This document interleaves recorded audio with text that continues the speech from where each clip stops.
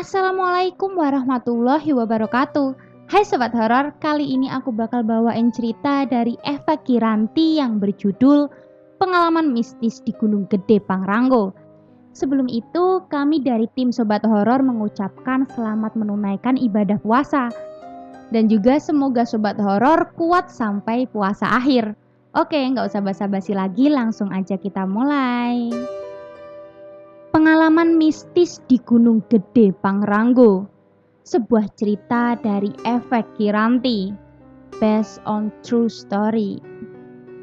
Kenalin, namaku Rian, mahasiswa di salah satu kampus di kota Bandung. Bagiku, hiking atau naik gunung merupakan aktivitas yang sangat aku gemari. Kadang bisa 2 minggu sekali aku pergi ke alam bebas. Di kampus, aku punya beberapa teman yang juga senang dengan aktivitas alam bebas. Jadi kalau kemana-mana, ada aja teman yang ikut aku untuk sekedar camping di bumi perkemahan atau naik gunung. Saat itu libur semester UAS semester ganjil. Aku dan 3 orang teman yang lainnya yaitu Rama, Ahmad, dan Fajri memutuskan untuk naik ke Gede Pangrango yang ada di daerah Cianjur. Karena kami rasa Bandung ke Cianjur relatif dekat, kami putuskan untuk pergi menggunakan motor dari Bandung. Kami berencana ke Cianjur 2 hari sebelum memulai pendakian, karena kebetulan Ahmad memang asli orang Cianjur. Jadi kami bisa istirahat dan membeli keperluan logistik untuk keperluan nanti. Jumat pagi kami berkumpul di kosan Ahmad. Barang dan alat-alat pendakian aku cek dan semuanya aman. Saat itu kami sepakat untuk pergi setelah sholat Jumat. Namun ternyata kami harus geser rencana. Hujan turun dengan sangat deras. Keberangkatan akhirnya diundur menunggu hujan reda. Jam ke jam kami tunggu. Ternyata hujan tak kunjung reda. Hingga akhirnya jam 9 malam hujan akhirnya benar-benar reda. Kami pun bergegas berangkat. Setelah prepare ini itu, aku dan teman-teman yang lain berangkat sekitar setengah 10 malam. Estimasi perjalanan menuju Cianjur kira-kira sekitar kurang lebih 3 jam kalau pakai motor. Setelah melewati Cimahi, kami tiba di Padalarang dan melipir ke pom untuk isi bensin. Jalanan relatif sepi, tak banyak kendaraan selain kami yang lewat. Setelah isi bensin, kami pun kembali melaju. Enggak terlalu ngebut dan enggak terlalu pelan. Kami pacu motor melewati wilayah Padalarang. Kami masuk ke jalan yang dekat area wilayah tambang kapur. Jalanan cenderung sepi dan banyak tikungan naik turun di bukit itu. Aku yang pada saat itu bawa motor tiba-tiba rem mendadak karena ada anak kecil yang menyeberang di tengah kegelapan. Hampir aja ketabrak. Batinku. Anak kecil tersebut kira-kira sekitar usia anak SD, menggunakan baju main anak. Tak ada yang aneh sama sekali. Ia jalan perlahan dan cenderung lama. Aku pun ditepuk Fajri. Dia bingung kenapa aku berhenti. Aku pun menjelaskan kalau ada anak kecil yang menyeberang di depan. Ketika aku toleh lagi ke depan, anak kecil tersebut menghilang seketika. Fajri bilang kalau di depan gak ada siapapun yang menyeberang. Fajri mengira kalau aku berhenti untuk ngucek mata karena debu kapur sangat mengganggu. Aku pun terdiam, bulu kuduku berdiri. Tak pikir panjang, aku segera jalan lagi. Sambil gas perlahan, aku cek lewat spion. Dan ternyata anak kecil tersebut ada di pinggir jalan. Ia melihatku dengan wajah pucat, mata merah mencolok dan senyum yang sangat panjang. Aku makin merinding. Aku gas dan mencoba menyusul Rama yang ada di depan. Kami pun akhirnya bertemu di Taman Asmaul Husna. 1 jam sebelum masuk ke kota Cianjur, di situ Fajri jelasin kenapa aku dan dia bisa lama.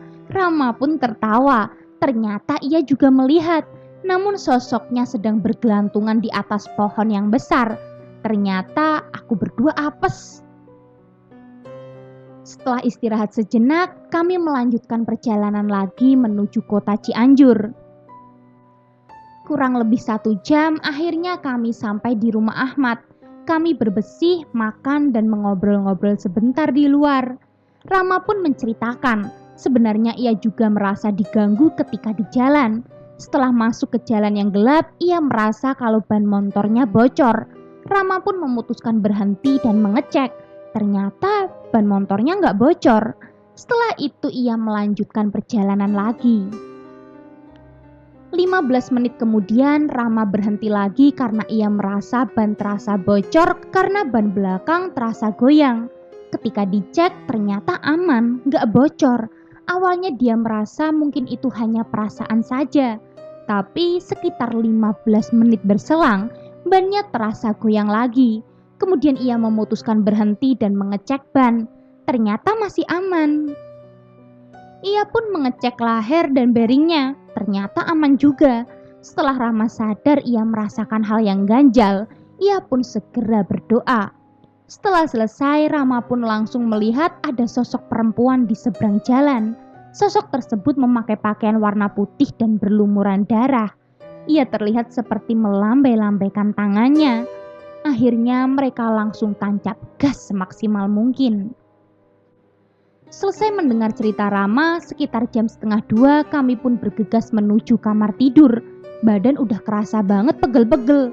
Aku pun mencoba untuk tidur. Dan jam 3 aku pun terbangun karena merasa gerah dan panas banget pada saat itu. Ketika bangun, suasana rumah sangat hening. Ku coba kipas-kipas pakai kertas yang ada di meja. Karena panas banget, aku pun membuka jendela di kamar sedikit mungkin. Karena jendela tersebut gak ada gorden, jadi aku bisa melihat jalan gang yang ada persis di luar jendela. Gak lama berselang, aku mendengar suara langkah kaki tapi setengah diseret. Aku sih awalnya berpikir mungkin aja orang yang pergi ke masjid. Soalnya kan emang gak jauh dari rumah Ahmad ada masjid. Tapi makin aku perhatiin, kok langkahnya berasa mondar-mandir gitu.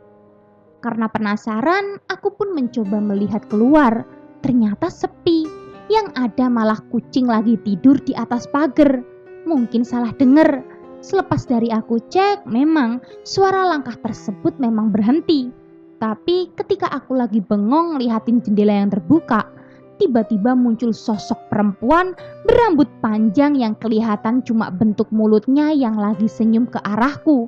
Karena ketakutan, badanku serasa kaku gak bisa gerak. Mulut bener-bener seperti dikunci. Akhirnya aku mencoba paksa gerakin kaki. Aku coba tendang Fajri yang emang deket dari kaki. Akhirnya ia kebangun. Sosok tersebut kemudian hilang. Fajri nanya, ada apa? Aku bilang kalau aku mengalami mimpi buruk. Gak lama dari situ azan subuh berkumandang. Teman yang lain pun kemudian bangun. Paginya Rama bilang kalau 2 temannya mau ikut, Huda dan Agi. Katanya sore berangkat ke Cianjur dari Sukabumi. Hari itu aku putuskan untuk membeli berbagai keperluan logistik. Karena rencana kami di gunung selama 3 hari 2 malam. Jadi kebutuhan kami mesti lebih dari biasanya. Singkat cerita, sore itu Huda dan Agi datang. Kami menyantap makan malam yang sudah disediakan oleh ibunya Ahmad. Setelah itu kami lekas ke kamar dan tidur. Keesokan harinya, Ahmad mengajak kami untuk memancing ikan di empang keluarganya. Kami pun sepakat untuk pergi. Sekitar jam 2, kami bergegas dengan membawa beberapa jorang pancing juga umpannya. Jaraknya nggak begitu jauh, hanya sekitar 15 menit pun kami sampai. Empangnya ada di belakang rumah neneknya Ahmad. Anehnya kolam tersebut dikelilingi oleh makam, jadi kami memancing di tengah makam. Pengalaman baru lagi bagiku, karena kami tidak semua memegang joran, aku pun jadi penonton setia, duduk di antara makam dan memang aku merasa agak merinding. Belum 1 menit umpan dilepaskan, Rama mendapatkan ikan yang cukup besar. Ada harapan sepertinya kami akan mendapatkan banyak ikan. Tapi berjam-jam kemudian tak ada lagi ikan yang menghampiri. Jam terus bergerak. Tak terasa sudah jam 5. Karena merasa frustasi, akhirnya kami diberikan ikan oleh bibinya Ahmad hasil panen ikan kemarin. Aku pun pergi meninggalkan empang. Namun rasanya seperti ada yang melempar tanah dari balik pohon besar. Ketika aku menoleh, ternyata ada sosok anak kecil. Mungkin sosok tersebut mengajak main. Akhirnya aku hiraukan. Kami pun pamit lalu pulang menuju rumah Ahmad. Setelah selesai, kami pun gantian untuk mandi, lalu makan dan membicarakan rencana ketika pendakian. Aku sebagai ketua rombongan melakukan briefing dengan detail agar pendakian kami kali ini berjalan dengan lancar. Karena kita akan melakukan pendakian 2 gunung sekaligus, yaitu Gede dan Pangrango, maka dibutuhkan waktu sekitar 3 hari 2 malam. Ini merupakan pendakian ketigaku ke Gede Pangrango, sehingga aku hafal betul bagaimana trek yang akan kami lalui nanti. Setelah briefing, kami pun packing ulang bawaan dan mengecek kembali alat-alat pendakian. Ahmad dan Rama pergi ke pasar untuk membeli sayuran dan bumbu masak yang akan kami bawa besok. Setelah selesai packing ulang, tak lama Ahmad dan Rama datang. Malam itu kami putuskan untuk tidur sesegera mungkin. Lumayan untuk menjaga tenaga buat besok. Singkat cerita, esoknya sekitar jam 7 pagi, setelah selesai sarapan dan prepare, kami pun menumpang angkutan desa menuju base camp Gunung Gede di daerah Gunung Putri, Cianjur. Sekitar 1,5 jam kami pun sampai di base camp Gunung Putri. Setelah mengurus izin simaksi, kami pun memulai pendakian sekitar jam 10 pagi. Target camp hari pertama adalah di alun-alun Surya Kencana. Estimasi sekitar 4-5 jam untuk sampai ke sana. Nah sobat horor, siapa di sini yang pernah mendaki Gunung Gede Pangrango? Bisa komen di bawah ya. Oke, next. Perjalanan pun cukup lambat karena Ahmad memang jarang olahraga. Dia pun sering meminta untuk istirahat. 1 jam berlalu, kami pun sampai di pos 1, yaitu pos Legok Lenca. Tak banyak pendaki yang kami temui, lagi pula pada saat itu hari Senin, weekday, jadi wajar jika sepi pengunjung. Di pos Legok hanya ada 1 rombongan pendaki yang hendak turun, gagal muncak katanya, semalam badai. 15 menit istirahat, kami pun kembali melanjutkan perjalanan. Karena Ahmad berjalan agak lambat, aku pun mengusulkan teman-teman yang lain untuk jalan duluan. Mereka pun sepakat. Kami janjian untuk saling menunggu di setiap pos. Aku berjalan di belakang menemani Ahmad. Entah kenapa gak biasanya aku jalan di belakang. Aku merasa ada perasaan buruk. Tapi harusnya semua berjalan lancar. Aku tetap mencoba positif. Sepanjang perjalanan, aku dan Ahmad mengobrol ngalor ngidul untuk memecah keheningan. Suasana saat itu memang sepi. Hanya ada suara burung dan gesekan daun akibat angin. Ahmad pun sesekali berhenti, namun aku terus dorong agar tidak terlalu lama istirahat.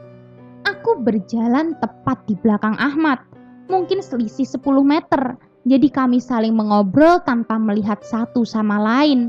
Ahmad memang tipikal orang yang suka bercanda, bisa dibilang tim hore, jadi setiap apa yang dilakukannya memang lucu. Ia tak henti-hentinya mengeluarkan jokes receh. Aku pun tertawa kecil. Anehnya di setiap aku tertawa, suaraku serasa bergema, seperti 2 lapis suara. Hal itu dirasakan juga oleh Ahmad. Dia pun sempat bertanya, mengapa bisa terjadi pantulan suara? Aku mencoba menjelaskan dengan alasan yang spontan, sambil mencari penyebab suara tersebut. Kami berdua cuek dan kami tetap tertawa dan suara ketawaku memang masih seperti menggema. Aku penasaran, hingga akhirnya ketika kami saling tertawa lagi, aku langsung spontan berhenti tertawa. Anehnya, suara tertawa tersebut masih ada dan jelas persis di belakangku. Jarak suaranya pun gak jauh, mungkin sekitar 5-10 meter. Sepertinya Ahmad gak sadar. Aku coba tenangin hati dan pikiran. Kalau aku panik, apalagi Ahmad. Suara tertawa tersebut terus mengiringi perjalanan kami menuju pos 2. Aku berusaha cuek, walaupun badan udah setengah merinding. Jalan Ahmad memang lambat, tapi tetap aku press biar bisa sesuai target waktu. Akhirnya kami pun sampai di pos 2. Sekitar jam setengah 2 meleset 1 jam dari perkiraan. Di sana aku akhirnya ketemu lagi sama teman-teman yang lain. Kita memutuskan untuk makan siang mengisi tenaga. Suasana di pos 2 yaitu pos Buntut Lutung cukup ramai, tapi kebanyakan adalah pendaki yang turun. Aku pun sempat mengobrol dengan pendaki lain. Ternyata ada 2 rombongan lain yang sudah naik ke atas. Jadi sepertinya ada 3 rombongan yang mendaki di hari yang sama dengan kami. Makanan pun digelar, kami menyantap ikan hasil panen. Lumayan juga. Setelah makan kami istirahat sejenak sambil membereskan sampah bekas makan. Aku lihat ada 2 orang pendaki yang naik. Lantas aku sapa dan ajak ngobrol. Ternyata mereka dari Bekasi. Mereka pamit untuk naik duluan. Keren, nggak pakai istirahat. Gumamku dalam hati. Lalu Fajri pun bertanya, ngapain kamu ngomong sendiri? Lah, jelas-jelas aku ngobrol sama orang. Teman-teman yang lain pun meyakinkan kalau ternyata aku mengobrol sendiri. Aneh, mungkin mereka nggak sadar kali ada yang lewat. 15 menit kemudian, sekitar jam 2 kami melanjutkan perjalanan. Awalnya kami jalan beriringan, namun perlahan akhirnya terpencar lagi. Aku dan Ahmad masih berada paling belakang. Saat itu langit tiba-tiba mendung, padahal sebelumnya panas terik. Kabut pun perlahan turun. Suasana hutan yang gelap ditambah kabut memang ngeri-ngeri sedap. Akhirnya keadaan tersebut disempurnakan oleh hujan yang turun sangat derasnya. Aku dan Ahmad segera memakai jas hujan. Perjalanan kali ini tambah berat dengan kondisi yang kurang menguntungkan. Ahmad pun makin berjalan lambat. Aku coba untuk memaklumi. Ia sedikit mengeluh karena merasa capek dan karena hujan. Aku terus memberikan semangat.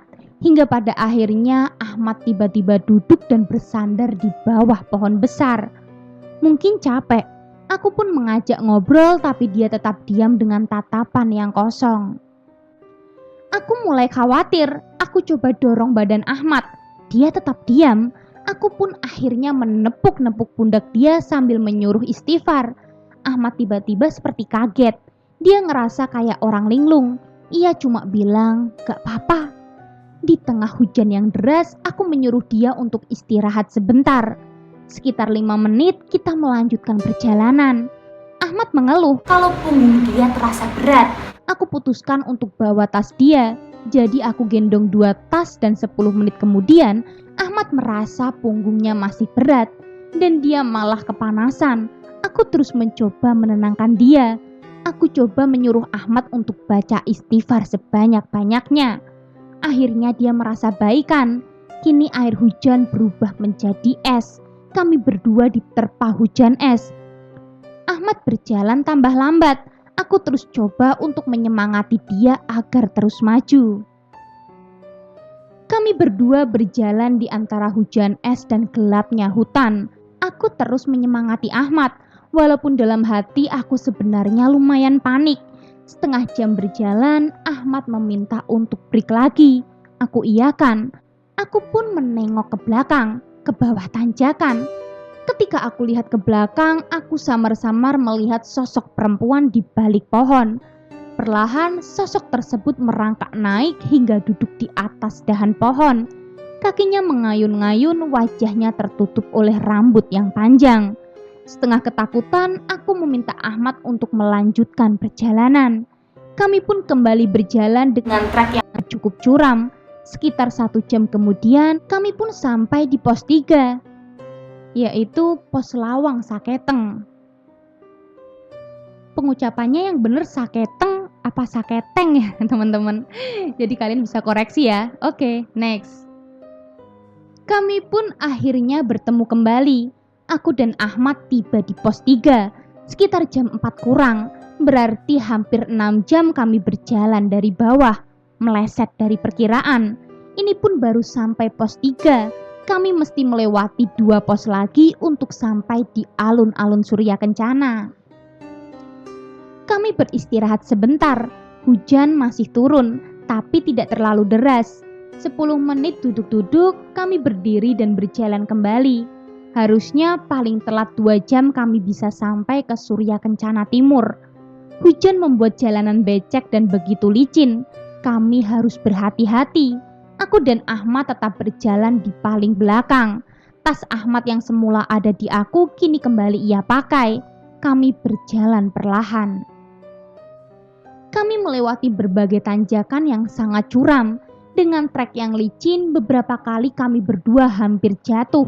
Celanaku kotor karena tanah basah. Setelah 20 menit berjalan, kejadian tak terduga menimpa kami berdua. Ketika Ahmad mencoba naik ke tanjakan, dia pun terpleset dan jatuh. Spontan dia berusaha memegang akar pohon, tapi ternyata akar pohon tersebut malah patah. Dia pun jatuh dan kakinya tertekuk ke dalam. Aku langsung menggapai Ahmad agar enggak jatuh ke jurang. Ahmad menggerang kesakitan. Aku langsung cek kakinya. Ternyata biru dan bengkak. Aku langsung gotong dia ke tempat yang landai di pinggir trek. Dia benar-benar kesakitan. Aku berusaha tenang. Aku membuka P3K untuk mencari balsem dan langsung memijit bagian yang bengkak. Hujan pun reda. Aku cek lagi kaki Ahmad. Ternyata selain bagian betis yang bengkak, pergelangan kakinya pun bengkak. Aku memutuskan untuk istirahat, menunggu kaki Ahmad yang pulih. 10 menit berlalu, Ahmad mencoba berjalan. Ternyata tetap tidak bisa. Agar tidak terjadi hal yang lebih parah, aku putuskan untuk berhenti mendaki. Lebih baik turun. Tapi Ahmad menolak. Ia merasa bisa. Kami berdua debat panjang. Kalaupun turun, ia ingin turun sendiri. Ia merasa tidak enak dengan teman-temannya yang lain. Ia merasa menjadi beban bagi kita semua. Ternyata ia menangis. Aku menenangkannya dan memberi alasan. Tidak mungkin kalau Ahmad turun sendiri dengan kondisi seperti itu. Naik bareng, turun bareng. Gak bisa sendiri-sendiri, ucapku. Ahmad masih bersikeras kalau ia ingin turun sendiri. Emosiku memuncak. Aku sentak Ahmad berkali-kali. Karena aku yang ketua rombongan, aku berhak mengambil keputusan. Aku gak pengen kalau nanti malah tambah parah. Ahmad masih menahan air matanya. Aku coba menenangkan diri sendiri. Tak lama ada beberapa rombongan pendaki yang naik. Melihat kami berdua, rombongan tersebut bertanya tentang situasi kami.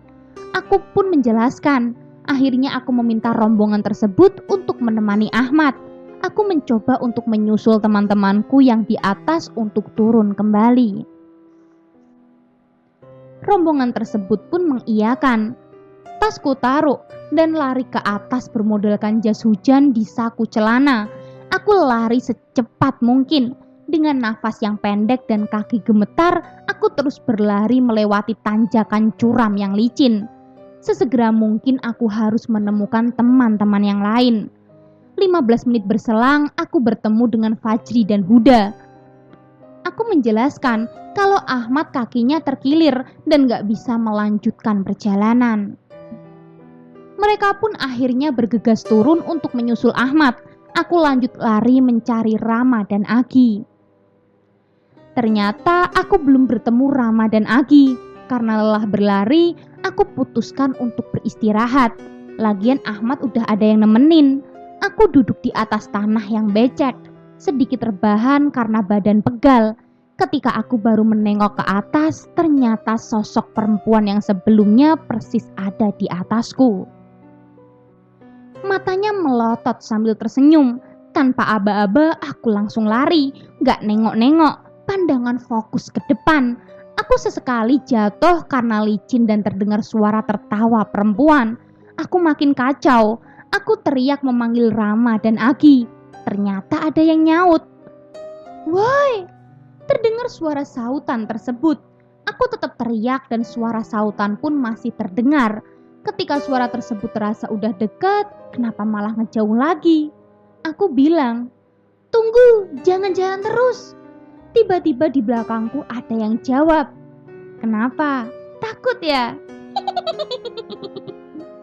Ketakutanku memuncak. Mau nengok takut, nggak nengok penasaran. Serba salah kan? Pokoknya aku bener-bener diem, bingung mau ngapain. Akhirnya aku mengumpulkan keberanian. Aku pura-pura cuek sambil jalan. Aku coba nengok pelan-pelan ke belakang.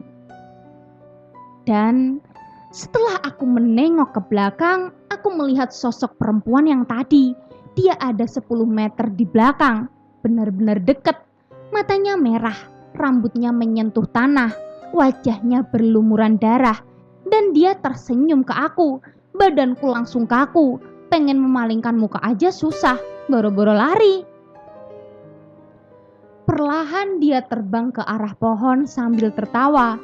Aku membaca istighfar sebanyak-banyaknya. Badanku akhirnya bisa dibawa gerak.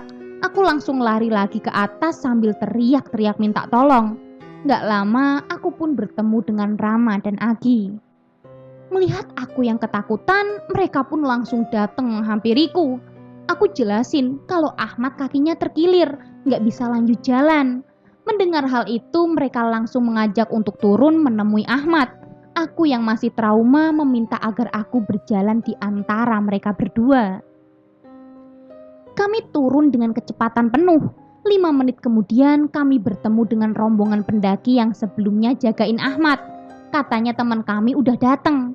Aku pun mengucapkan banyak terima kasih. Setelah itu kami lanjut turun dan bertemu dengan Ahmad dan yang lainnya. Kondisi Ahmad mulai membaik, tapi untuk lanjut naik ke atas sepertinya gak memungkinkan deh. Ia pun terus-terusan meminta maaf. Gak biasanya Ahmad terlihat murung. Setelah berdiskusi, kami memutuskan untuk tidak turun tapi bermalam dan mendirikan tenda. Walaupun tanahnya agak miring, tapi untuk 2 tenda cukuplah. Langit kembali gelap. Kami langsung bergegas mendirikan tenda dan membentangkan flying set. Setelah selesai, Ahmad aku suruh untuk ganti baju dan berbesih. Kemudian kami saling bergantian masuk dan membersihkan isi dalam tenda. Sekitar jam 7 kami mulai memasak untuk makan malam. Ahmad sudah bisa bercanda dan tertawa lagi. Suasana kembali hangat. Karena takut rembes kalau hujan, aku pun bikin parit di sekitar tenda. Aku pakai headlamp soalnya di luar gelap. Karena masih agak takut, aku ajak ngobrol teman-teman yang ada di dalam tenda. Aku masih fokus bikin parit di sekeliling tenda. Terus tiba-tiba Ahmad nyeletuk. "Kamu takut setan kan? Makanya ngajakin kita ngobrol." "Asem," gumamku dalam hati. Setelah Ahmad bilang gitu, aku tiba-tiba merinding gak jelas. Di kegelapan yang ada di belakangku, aku merasa rame banget. Aku pun buru-buru beresin parit dan masuk ke dalam tenda. Setelah matang, kami makan dengan lahap, lalu seduh air panas dan ngopi sambil mengobrol. Suasana benar-benar hening, gak ada siapapun yang lewat setelah kami mendirikan tenda. Aku tidur berempat dengan Rama, Fajri, dan Ahmad, sedangkan Agi di tenda dengan Huda. Karena merasa agak parno, aku tidur di tengah. Sekitar jam 9 malam, kita pun putuskan untuk tidur. Aku pun tertidur. Singkat cerita, sekitar jam 1 aku terbangun karena suara hujan di luar sangat deras. Karena sudah buat parit, tenda kami pun aman. Tapi aku susah untuk tidur lagi. Aku merasa aneh dengan suara-suara di luar tenda. Mulai dari suara semak-semak yang aneh dan suara burung di atas tenda menemani aku yang susah tidur. Aku pun ambil HP dan main game untuk nyari ngantuk. Setelah agak lama di luar tenda aku mendengar suara rintihan perempuan minta tolong. Suara tersebut berpindah-pindah tempat. Mulai dari depan, di belakang, dan samping. Hingga akhirnya suara rintihan tersebut pindah ke atas tenda dan berteriak seperti kesakitan. Sontak aku kaget dan bangunin Fajri yang ada di sampingku. Dia pun terbangun dan nanya, aku kenapa? Aku cuma geleng-geleng. Fajri bilang kalau dia kebelet pipis. Aku pun menahan dia untuk gak keluar dengan alasan hujan. Tapi dia merasa udah gak bisa ditahan. Lagian dia mau pipis di pinggir tenda karena masih terhalang flying set. Akhirnya aku iyakan. Dia pun minta tolong disenterin dari dalam tenda. Fajri keluar dari tenda. Aku minta untuk periksa sekeliling tenda, memastikan pasak dan tali masih terpasang. Setelah itu dia pun pipis. Aku senterin. Belum terlalu lama, Fajri langsung masuk terburu-buru ke dalam tenda. Dia cuma bilang, "Anjir, anjir, anjir," dengan wajah yang sangat ketakutan. Nah sobat horor, kira-kira apa yang dilihat Fajri sampai Fajri ketakutan seperti itu? Kalau gitu tunggu kelanjutan ceritanya dan jangan lupa nyalakan lonceng notifikasinya. Bye!